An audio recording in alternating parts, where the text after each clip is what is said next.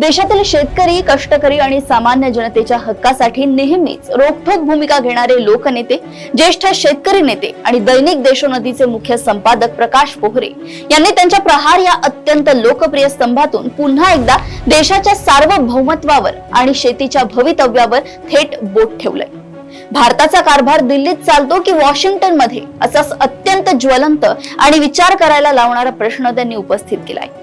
Bharat America व्यापार करार, American संस्थांकडून भारतीय नेत्यांना मिळणारे प्रशिक्षण आणि देशातील शेती व्यवस्था कशी जाणीवपूर्वक अडचणीत आणली जात आहे, यावर प्रकाश पोहरे यांनी रोखठोक विश्लेषण केले आहे। भारत सध्या एका अत्यंत निर्णायक वळणावर उभा असून हा प्रश्न केवळ एका कराराचा नसून भारताच्या आर्थिक स्वातंत्र्याचा आणि अन्न सुरक्षेचा आहे। केंद्र सरकार भारत अमेरिका व्यापार कराराला एक मोठी संधी मानत असले तरी देशातील शेकडो शेतकरी संघटना याला भारतीय शेतीवरील मोठा आघात समजतात। अमेरिकेतील शेतकऱ्यांना तिथल्या सरकारकडून अब्जावधी डॉलर्सचे अनुदान मिळते, तर भारतातील शेतकरी हवामान बदल, वाढता उत्पादन खर्च आणि कर्जाच्या ओझ्याशी संघर्ष करत आहे। अशा परिस्थितीत दोन्ही देशांमध्ये मुक्त व्यापार होणे म्हणजे स्पर्धा नसून बलाढ्य व्यवस्थेने दुर्बळाला संपवण्याचा मार्ग असल्याचा इशारा प्रकाश पोहरेंद्वारे देण्यात आलाय। या स्तंभातील सर्वात खळबळजनक मुद्दा म्हणजे देशाची धोरणे नेमकी कुठे ठरतात हा आहे। चंदीगड येथील राष्ट्रीय शेतकरी परिषदेचा हवाला देत प्रकाश पोहरे यांनी स्पष्ट केलंय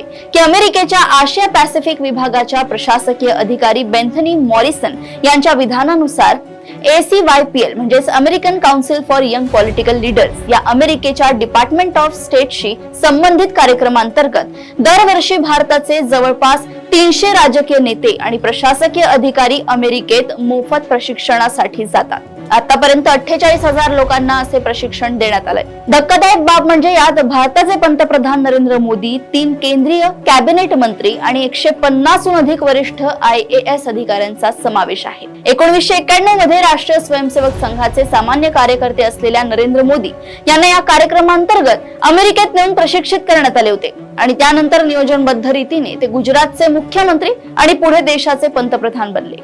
या काळात त्यांनी घेतलेले बहुतांश निर्णय भारताच्या हितापेक्षा अमेरिकेच्या फायद्याचे असल्याचा थेट दावा पोहरे यांनी केलाय।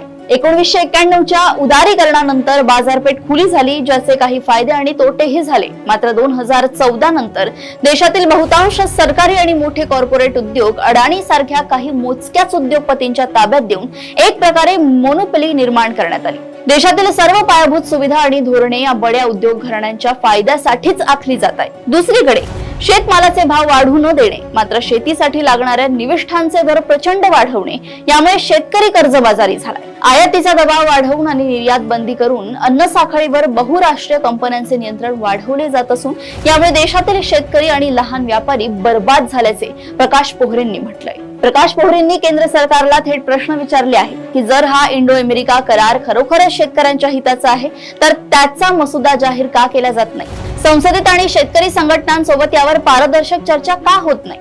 लोकशाहीत प्रश्न विचारणाऱ्यांना विकास विरोधी ठरवण्याची फॅशन आता बंद झाली पाहिजे। जर अमेरिकेच्या अनुदानित गहू, मका, सोयाबीन आणि दूध पावडरीने भारतीय बाजारपेठ व्यापली तर विदर्भ, मराठवाडा, पंजाब आणि उत्तर प्रदेशातील लाखो शेतकऱ्यांचे काय होणार, असा सवाल उपस्थित करण्यात आलाय। जेव्हा देश अन्नासाठी परकीय कंपन्यांवर अवलंबून राहील तेव्हा राष्ट्रीय सुरक्षा धोक्यात येईल। दिल्लीच्या सीमेवर 1.5 वर्षे चाललेले आंदोलन सरकार विसरले असले तरी शेतकरी विसरलेला नाही आणि सरकारने वेळीच लक्ष दिले नाही तर देश एका मोठ्या जन आंदोलनाचा साक्षीदार होईल, असा इशारा देण्यात आला आहे। भारताची मैत्री अमेरिका, रशिया, जपान, इराण अशा सर्व देशांशी असावी, पण मैत्री आणि शरणागती, व्यापार आणि आत्मसमर्पण यामध्ये फरक असतो। भारतीय शेतकरी व्यापाराला घाबरत नाही, तर त्याला दोन्ही बाजूने समान नियम हवे आहे। इंग्रजांविरुद्धच्या लढ्यात शत्रू समोर दिसत होता म्हणून संपूर्ण देश उभा राहिला, मात्र आता देश अमेरिकेच्या अदृश्य सत्तेखाली जात असताना आणि देशात देशप्रेमी विरुद्ध अंधभक्त अशी विभागणी झालेली असताना